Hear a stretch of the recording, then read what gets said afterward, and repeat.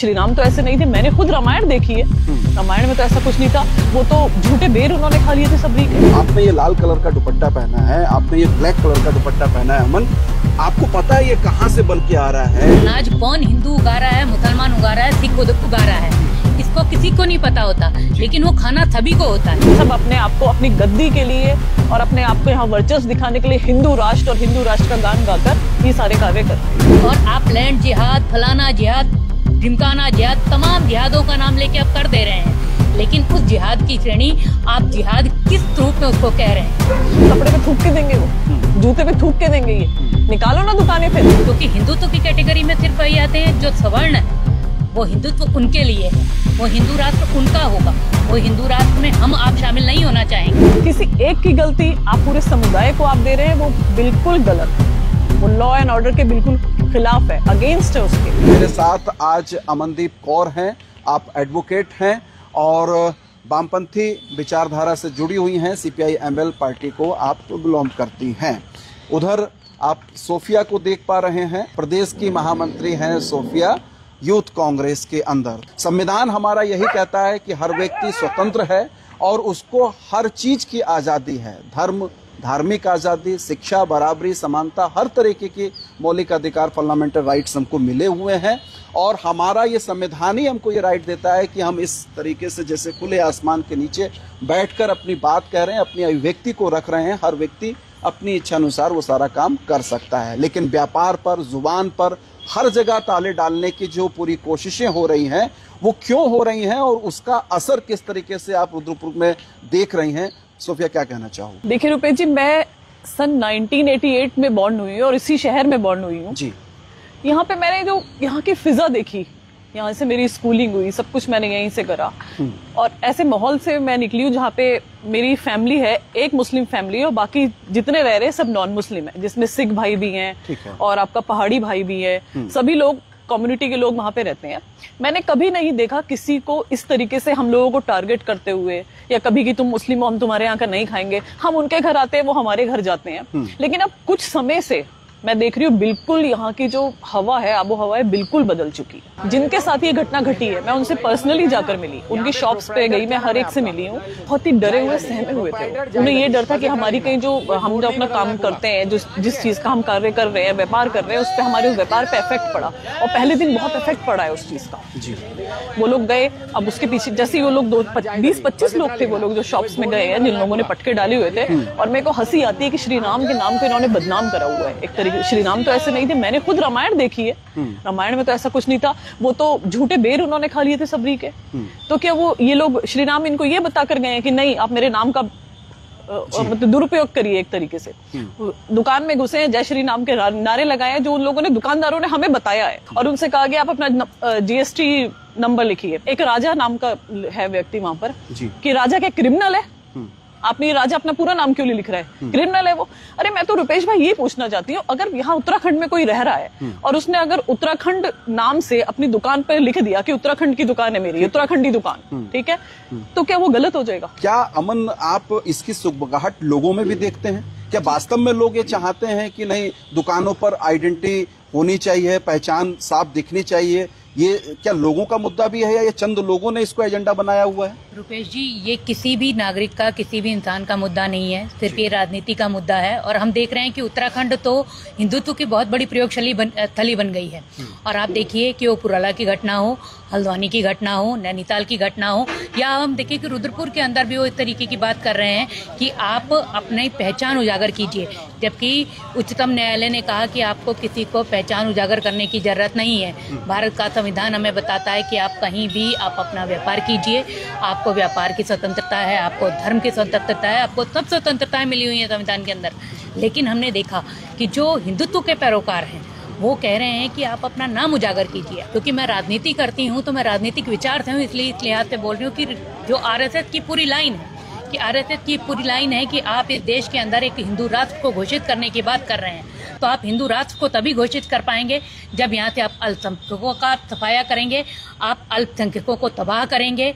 आप अल्पसंख्यकों में सिख भी शामिल है, ईसाई भी शामिल है, मुसलमान भी शामिल है, इवन अब तो दलित भी शामिल है। जी। आप उन सबको जब सफाया करेंगे, क्योंकि हिंदुत्व की कैटेगरी में सिर्फ वही आते हैं जो सवर्ण है, वो हिंदुत्व उनके लिए है, वो हिंदू राष्ट्र उनका होगा, वो हिंदू राष्ट्र में हम आप शामिल नहीं होना चाहेंगे, क्योंकि हम कहते हैं कि ये भारत संविधान से चलता है, मनुस्मृति से नहीं चलता है, और संविधान हमें सारी आजादी देता है कि आप कहीं भी व्यापार कीजिए, आप किसी भी नाम से कीजिए। अगर मैं अपनी दुकान पे भारत नाम लिखती हूँ तो भारत पे किसी की टैगलाइन नहीं है, मतलब भारत के अंदर यही बात ये आता है कि अगर कोई हिंदू व्यक्ति भारत लिख देगा तो वो चलेगा, और मुस्लिम लिख देगा नहीं चलेगा, क्रिश्चियन लिख देगा नहीं चलेगा, जैनिस्ट लिख देगा नहीं चलेगा, बौद्धिस्ट लिख देगा नहीं चलेगा। तो क्या हिंदुस्तान या भारत वो सिर्फ हिंदुओं का है? बिल्कुल, ये जो इनकी आरएसएस का पूरा विचार है, और हमने देखा कि 2014 से जो पूरा फिनोमिना उन्होंने स्थापित करने की कोशिश करी, और वो उसी फिनोमिना को स्थापित करने के लिए उन्होंने हमारी तराई को बहुत मुफीद समझा कि आप यहाँ अपनी जहर घोलिए, आप अपना पूरा एजेंडा लेके आइए, और उस एजेंडे से उनको कोई लेना देना इसलिए नहीं है कि आम आदमी मरता है मरे। तराई में कभी आज तक 84 में भी दंगे नहीं हुए, लेकिन आप 2011 में आप इस शहर के भीतर दंगा होता है, और उस दंगे के पीछे की पटकथाएं भी यही धार्मिक आधारों पे लेके चलती हैं। और शायद उसकी सुबगाहट आज हम देख पा रहे हैं कि कल रात जो एक मजार को जिस तरीके से हमला हुआ है और तांडव पूरा बोला गया है और क्षतिग्रस्त करके एक वीडियो भी जारी किया गया, तो कहीं दोबारा से उसकी पुनरावृत्ति रचने की पूरी कोई साजिश तो नहीं हो रही शहर के अंदर? देखिए, इस शहर को बर्बाद करने की साजिश तो लंबे समय से थी। हम देख रहे हैं कि इस शहर के भीतर बहुत लंबे समय से बनी हुई मजार, 105 साल 6 साल की बनी हुई मजार को तोड़ दिया जाता है, लेकिन अल्पसंख्यक समुदाय उस पर इसलिए नहीं बोलता है कि प्रशासन ने किया कि आपको हाईवे आपको चौड़ा करना है, आप कीजिए। लेकिन यहाँ क्रेडिट लेने की जो होड़ थी वो यहाँ के महापौर से लेके यहाँ के स्थानीय विधायक तक उस क्रेडिट को लेने की तरफ बढ़ रहे थे। जो प्रशासन का काम था आप उसका क्रेडिट ले रहे हैं, तो निश्चित तौर पर आप एक पूरी कोशिश कर रहे हैं कि इस शहर के को फिर दंगों में झोंक दिया जाए। सोफिया, एक सवाल आता है कि कल आपने देखा होगा कि एक क्रिश्चियन परिवार के यहाँ कुछ लोग पहुंचते हैं और आरोप ये लगाते हैं कि आप धर्म परिवर्तन कर रहे हैं, हिंदुओं को आप क्रिश्चियन बना रहे हैं, और काफी तांडव होता है वहाँ। पूरे घर को दिखा दिया जाता है, गद्दे उतार कर फर्नीचर वगैरह सब कुछ पूरा खंगाला जाता है। और दूसरी घटना शाम तक हो जाती है कि एक जो बशीर मियाँ साहब की मजार है उस पर इस तरीके का हमला होता है। ये कहीं कोई सोची समझी साजिश, राजनीतिक साजिश का परिणाम है, या ये कुछ मलचले लोगों की हरकत हो सकती है? क्या कुछ आपको महसूस हो रहा है? देखिए, कुछ मनचले अगर करना चाहते तो बहुत कुछ कर देते। जब से मैं बॉन्ड हुई हूँ तब से अब तक देखती तो पता नहीं क्या हो जाता इस शहर में, लेकिन ये सोची समझी साजिश है बिल्कुल, जो एक राजनीतिक लोग जो है इसका लाभ उठाना चाह रहे हैं। सब अपने आप को अपनी गद्दी के लिए और अपने आप को यहाँ वर्चस्व दिखाने के लिए हिंदू राष्ट्र और हिंदू राष्ट्र का गान गाकर ये सारे कार्य कर रहे हैं। क्यों कुछ ये इस तरीके की चीजें की जाएंगी? तो 27 में भी अभी 1.5 साल का तो फर्क है ही ना, फासला है, तो उसकी क्या पूर्वाभ्यास, पूर्व तैयारी अभी से शुरू हो गई है? जी, निश्चित तौर पर ये पूर्वाभ्यास हो गया है, और पूर्वाभ्यास हमने देखा कि 2011 में 2012 में इलेक्शन, 13 में इलेक्शन था, और उससे पहले 2011 में रुद्रपुर शहर को दंगों में झोंका गया था, और ठीक हम देख रहे हैं कि 2027 में इलेक्शन है, आप 2025 में शुरुआत से इसको लगातार करते चले आ रहे हैं।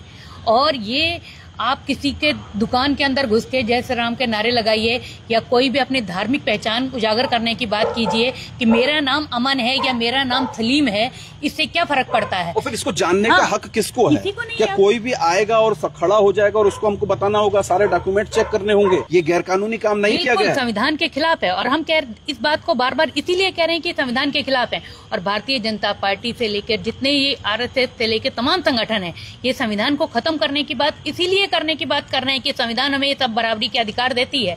आप अपनी रोजगार करें, आप अपनी अभिव्यक्ति की स्वतंत्रता करें, आप अपना धर्म को, कौन सा धर्म आप मानेंगे, आप किस ढंग से जिएंगे, आपकी आर्थिकी का क्या ग्राफ होगा, आप कौन सी राजनीतिक पार्टी में होंगे, आप किस विचार को मानेंगे, ये जो संविधान के प्रेम्बल है, प्रेम्बल ही इसकी शुरुआत कर देती है। मुझे लगता है अमन की कहीं ना कहीं लगातार प्रोवोक करने के बावजूद भी जो मुस्लिम समाज है वो उत्तेजित नहीं हो रहा, वो संयम से काम ले रहा है, और वो जिस चीज की शायद गुंजाइश पैदा की जा रही है वो उसको डिनाई कर दे रहा है, उसको खारिज कर दे रहा है। इसलिए ये घटनाएं बार बार बढ़ाई जा रही हैं। जी, निश्चित तौर पर इनको क्रिया की प्रतिक्रिया देखने की आदत है, लेकिन हम अल्पसंख्यक समुदाय के लोगों का तहे दिल से शुक्रिया अदा करते हैं कि आप इनकी जो तौर तरीके हैं उन तौर तरीकों का जवाब आप संविधान सम्मत तरीकों से देने की तरफ बढ़ रहे हैं। कि अगर आपने कल वहाँ जाके दुकानों में अगर नाम पते आप नोट करना शुरू किया, आपने कहा कि आप अपनी पहचान उजागर कीजिए, तो उन्होंने संविधान सम्मत तरीका पकड़ा और वो जाके पुलिस के पास गए, प्रशासन के पास गए कि आप उनको पूछिए कि उनको ये अधिकार किसने दिया। उनके पास भी काउंटर ब्लास्ट का तरीका था, लेकिन उनको पता है कि अगर हम एक छोटी सी गलती करेंगे तो ये उस छोटी गलती को बहुत बड़ी गलती बनाने के लिए तो बहुत लोग पहले से तैयार बैठे हैं, और ये सब्र को आजमाने का इनका पूरा तरीका है। और आप लैंड जिहाद, फलाना जिहाद, ढिमकाना जिहाद, तमाम जिहादों का नाम लेके आप कर दे रहे हैं, लेकिन उस जिहाद की श्रेणी आप जिहाद किस रूप में उसको कह रहे हैं? ये मुसलमानों के लिए कहा जाता है कि साहब ये थूक के खिलाएंगे, ये ऐसा करके करेंगे, वैसा करके करेंगे। ये कल भी परसों भी जो दुकानों पे जा रहे थे लोग, ऐसे स्टेटमेंट में सुन रहा था। ये अंदर से कहीं मतलब कितनी पीड़ा नहीं होती है कि इस तरीके की चीजें कैसे निकल के जाती है। जो ठेला लगा रहा है, जो जूस बेच रहा है, जो गन्ने का जूस बेच रहा है, छोटी छोटी दुकानें लगा रहा है, वो अपने व्यापार के साथ क्या इस तरीके की नाइंसाफी, इस तरीके की चीजें करेगा? ये क्या व्यावहारिक लगता है ये सर सवाल? भाई सबसे पहले तो मैं आपको बताऊं, कल जिन दुकानों पे ये गए वो एक भी खाने की दुकान नहीं थी, जूते की और कपड़े की दुकान थी। कपड़े पे थूक के देंगे वो, जूते पे थूक के देंगे। ये निकालो ना दुकानें फिर जो खाने वाली है। तो ये कह रहे हैं ना कि हमारा हिंदू भाई जो है भ्रमित ना हो, हिंदू भ्रमित ना हो, हिंदू किससे खरीद रहा है उसको मालूम होना चाहिए। मतलब शायद एक तरीके से अघोषित बाइकाट करने की बात वो कह रहे हैं कि मुसलमानों की दुकानों पे आप मत जाइए, मुसलमानों की दुकानों से आप कुछ मत लीजिए। कहीं ये तो नहीं कहना चाह रहे हैं? तो अपने व्यापार पे असर करेंगे ना इससे रुपेश भाई। इनके व्यापार पे असर नहीं हो गया क्या? आप खुद बताइए। व्यापार मंडल इतना बड़ा वहां बैठा हुआ है, ईद से एक दिन पहले रात को 12 बजे तक दुकान खोल के बैठते हैं। व्यापार मंडल को नहीं पूछा जाता है। मैं तो ये कह रहा हूँ ना सोफिया, आपने ये लाल कलर का दुपट्टा पहना है, आपने ये ब्लैक कलर का दुपट्टा पहना है, अमन, आपको पता है ये कहाँ से बन के आ रहा है, कौन इसको बना रहा है, कौन रंग रहा है और कैसे आप तक पहुंच रहा है। आप लोकल दुकानदार से तो चलिए ठीक है, यहाँ फर्क कर लेंगे कि मैं सोफिया से लूं या अमन से लूं, लेकिन ये कहाँ इसकी मैन्युफैक्चरिंग हो रही है एक एक चीज की। दर्शकों ये सोचना पड़ेगा कि हम पूरा रोजमर्रा की जिंदगी में एक छोटी साग सब्जी से लेकर और तमाम सारी चीजें जो इस्तेमाल करते हैं, वो कौन सी चीज कहाँ बनती है। क्या एक जाति, धर्म, समुदाय इस बात की गारंटी कर सकता है कि वो इस्तेमाल करने वाली सारी चीजों को वो खुद ही बना लेगा? संभव है? देखिए, अनाज उगता है ना, अनाज कौन हिंदू उगा रहा है, मुसलमान उगा रहा है, सिख उगा रहा है, इसको किसी को नहीं पता होता, लेकिन वो खाना सभी को होता है। लेकिन आप जब अनाज उग के वो दुकान में आता है, उसको आप राशन के रूप में वितरित करते हैं, तब आप ये चेक करने की तरफ बढ़ते हैं कि हिंदू की दुकान है या मुसलमान की दुकान है। आप वहां से पता कीजिए ना कि वो खेत किसका है। अगर आप इसी तरीके से करेंगे तो आप जिंदा रहने की जितनी रोजमर्रा की जरूरतें हैं वो पूरी नहीं कर पाएंगे। अब लेकिन ये जो हिंदू मुस्लिम का एक पूरा एक नैरेटिव है और जो ये पूरी राजनीति है, ये लगातार इसी पे पूरा फोकस हो रहा है। कब तक लोग आखिर इसी पर खेलते रहेंगे और कब तक व्यवस्थाएं इसी से संचालित होती रहे? क्योंकि देखिए, मैं फिर बार बार वही कहूंगी कि जो हिंदू राष्ट्र का फिनोमेना आया था ना, हिंदू राष्ट्र के फिनोमेना को स्थापित करने के लिए आपको सबसे पहले यही चीजें स्थापित करनी पड़ेंगी ना, कि आप उनकी आर्थिकी को ध्वस्त कीजिए, आप सामाजिक सौहार्द को ध्वस्त कीजिए, आप गंगा जमुनी तहजीब को ध्वस्त कीजिए, आप मोहल्ले में बैठ के बात करने का तरीका को खत्म कीजिए। आप दो परिवार हैं, हिंदू और मुस्लिम, वो दोनों के सुख दुख में शरीक होते थे, लेकिन हमने देखा कि आप जब से ये जहर घोलने की तरफ बढ़ रहे हैं, लोग कतराने लग गए हैं। लोग ईद पे नहीं जाना पसंद करते, लोग दिवाली पे दूसरे समुदाय के यहाँ जाना पसंद नहीं करते हैं। उनको लगता है कि हमारे खिलाफ पता नहीं क्या मामला हो जाएगा, एक डर का माहौल बना रहे हैं ना आप। मैं कैसे इस सवाल को पूछूं, आप नहीं समझ पा रहे होंगे, लेकिन भावनाएं आप शायद समझ रही होंगी। ये दर्शक भी जानना चाहते कि आम मुस्लिम की एक स्थिति क्या बन गई है इस समय।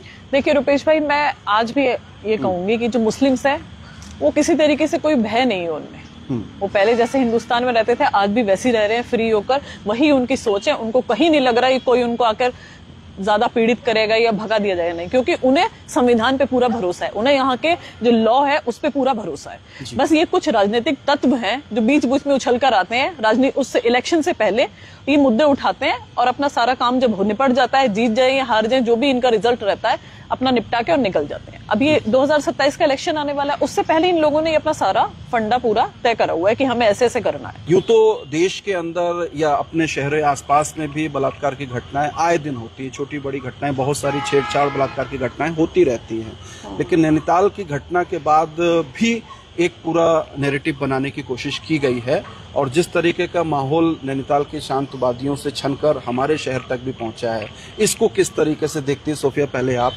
अपनी राय रखें। देखिए, पहले तो मेरे को अफसोस है उस बच्ची के लिए, छोटी बच्ची है 12 साल की, वो उसके साथ जो कुछ हुआ, मेरी संवेदनाएं बिल्कुल उसके साथ है। और मेरे पूरा जो समुदाय है, पूरा जो अल्पसंख्यक समुदाय है, वो सब उसके लिए संवेदनाएं उनके लिए हैं।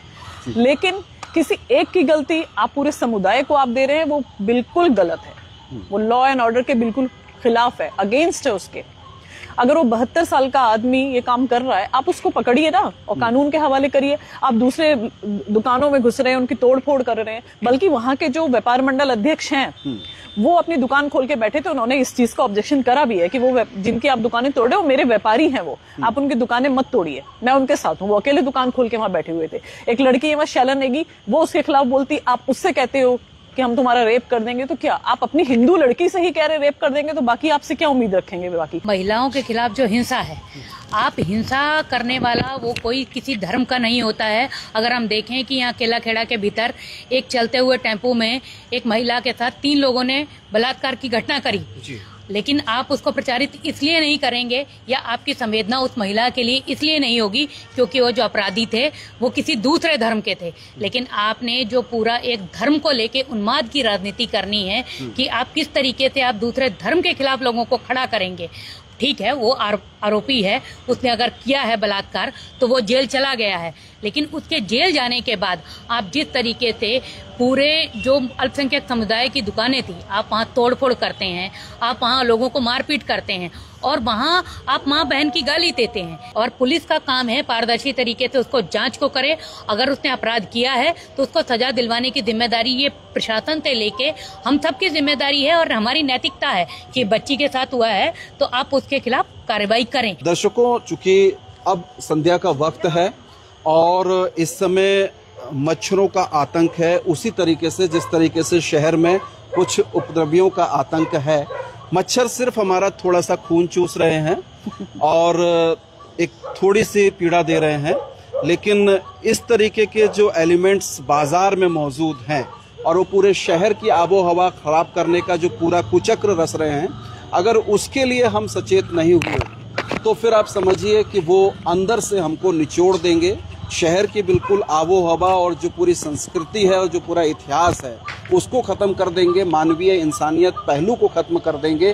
तो इन मच्छरों के बीच में भी हम बातचीत कर सकते हैं, लेकिन उस तरीके के जो मच्छर हैं, मैं तो मच्छर ही कहूँगा, उनको मसलना ज़्यादा ज़रूरी है। जाते जाते सोफिया, आखिरी कमेंट पूरे घटनाक्रम पर आपका क्या रहेगा? मेरी यही अपील रहेगी कि यहाँ की आबो हवा को, शांति को, कौमी एकता गुलदस्ता कहे जाने वाले शहर को, उसकी कौमी एकता को बरकरार रखें। जी अमन जी, तराई की जो खूबसूरती है ना, यहाँ सभी धर्मों के लोग बहुत प्रेम से रहते हैं, और हम अब भी यही उम्मीद करते हैं और आम जनता से भी यही उम्मीद करेंगे कि आप जितने प्रेम से पहले रहते हैं, आपकी ये प्रेम की ताकत ही जो वो उनके पूरे मंसूबे हैं, उन मंसूबों का ध्वस्त करने का काम करेंगे।